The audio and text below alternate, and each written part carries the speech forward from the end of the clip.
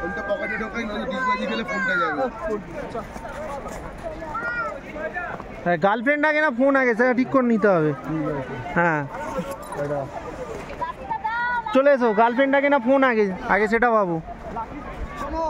একটা ভালো পুকুরে যায় না,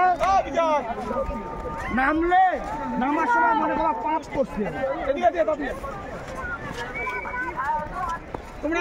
পালিয়ে আয়, ড্রাইভার ফোন করতেছে, ওই মোটটা মতো দাঁড়া, আমি 3000 টাকা, তারপরে এবার দুবার এই দু হাত ধরো, দু হাত ধরো ওর।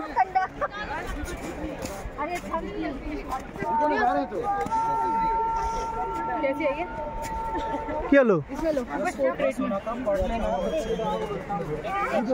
ওই তো সুয়া মায়ের ওখান দিয়ে ওঠো না, ওই তো